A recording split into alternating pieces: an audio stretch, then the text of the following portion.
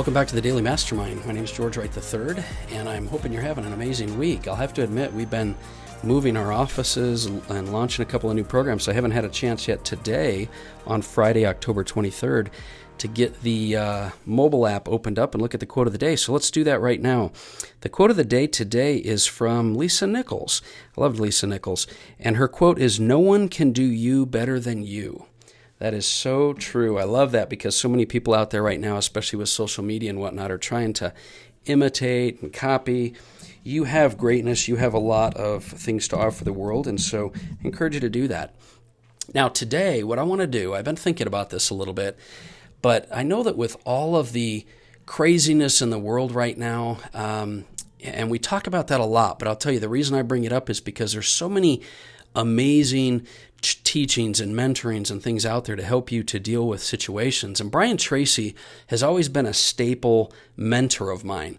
You know, he's an individual that, I've followed his advice, wisdom, and ideas for most of my life. He's spoken at some of my events, and he's brought some amazing insights into how, you can truly expand and increase your productivity. And I've used that personally in my life. And in a time where we're having a lot of this, struggling and needing to think outside the norm and get creative with our business, relationships, and finances, I felt it might be a good idea to lay out one of his frameworks that he has. Brian Tracy has this 10-step approach to solving any problem with creativity and unique perspective. And I hope this is something that you can maybe take and use to get your productivity at a whole new level.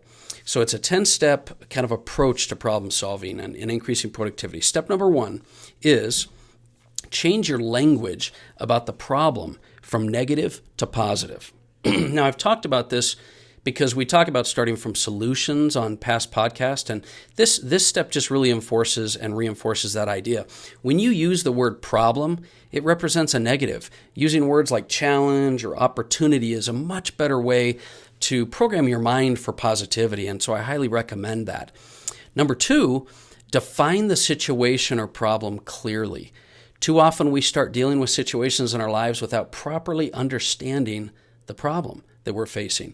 When you seek first to understand the problem, you're far better equipped to actually deal with it. And step 3, use critical thinking to approach the problem from several different directions. So it's super important that when you analyze a problem, you're looking for the true source of the problem at all levels. Sometimes we're just working on fixing putting out the smoke and not dealing with the fire, so to speak. Or we're trying to plug holes in a situation only to find out that there are more holes that are appearing, right? So make sure you're dealing with the problem at the core source of the problem. And using critical thinking to find the source of the problem is a really important step. Number 4, clearly define the ideal solution to the problem. Now, a lot of times, I love this step because it says a couple of things. First of all, you need to clearly define solutions, but I'd go a step further and say something that's kind of a nuance and critical here. Make sure that you're brainstorming all of the solutions from a place of abundance. Oftentimes we're using this easiest, quickest way to deal with a problem rather than thinking through, coming up with options to fix and remedy the problem that'll be long-term and not quick fixes. And so clearly defining the ideal solution to the problem is important.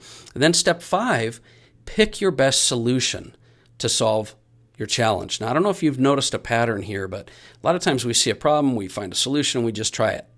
What he's saying is that you'll be far more productive if you take these steps and really critically analyze the problem. And then step 5, pick the best solution to solve the challenge. It's important that you spend some time and clearly focus on picking the right solution. If you'll analyze the pros and cons of each solution you have, and you don't have to spend a lot of time on this, but put a little time into actually implementing the proper solution. Don't just jump to decisions and solutions. If you're dealing with an important problem, give it the time that it needs to have a great solution and pick the right one. Number 6, and I like this one because this is a little different than most of you might do, prepare for the worst possible outcome and how to overcome it. So going into a situation, this is a little bit my personality, maybe not a lot of yours. I always try to have backups, not hesitations in case of failure. I always go forward assuming success. But sometimes we find ourselves implementing a solution only to find out that the solution doesn't work. Be prepared in your mind and in your business to rapidly accept whatever outcome there is, and then immediately go into the next solution or the new solution. And if you're prepared like that, then you're not wasting time going back to the drawing board or starting from scratch.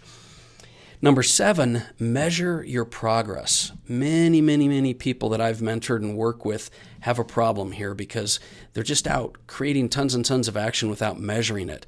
And that's a trap that a lot of us fall into, where we're hoping for a result, but we actually don't have a milestone or some type of a goal that we're trying to create, right? So sometimes a solution fixes a problem, but not as well as it could have been fixed. Have an objective to measure what results you really want to see happen from the solution when you implement it. And then step number 8, take complete responsibility for whatever decision that you implement. Don't get caught up or too invested in being right, because sometimes we're so overwhelmed with the fact that we weren't right.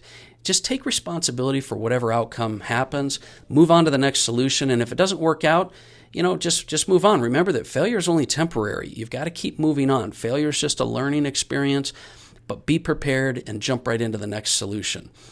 Number 9, set a deadline for when things should be solved. Now, a decision without a deadline, like we talked about a minute ago with an objective, is really a meaningless discussion. You got to have, in any major decision that takes time to implement, you got to set some short deadlines and schedule milestones, because deadlines and milestones are the only way you know if you're succeeding with the solution that you're implementing.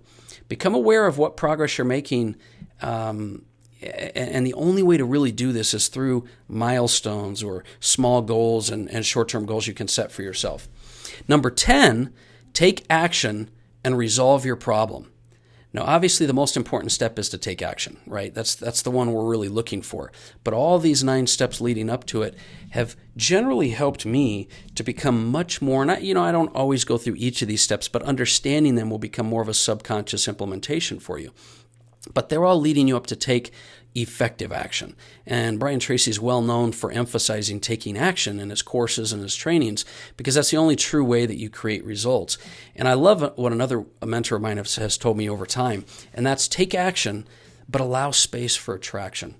I promise if you'll approach any situation with an abundant mindset and with the spirit of taking responsibility and massive action, you'll absolutely make progress and see huge leaps in your productivity. Now, I want you to remember a couple other things before we go that I've mentioned on other episodes. What the mind of man can conceive and believe it can achieve. So what your mind thinks it can achieve, it will achieve. So go in with that positivity. Also, think win-win, because there's always a way to create win-win solutions. And if you do, then you're always going to come out on top regardless of the solution. And finally, act in spite of your mood. Remember that sometimes problems put us into a funk, and problems put us into an area where we hesitate and we think too much. You've got to act in spite of your mood and take action.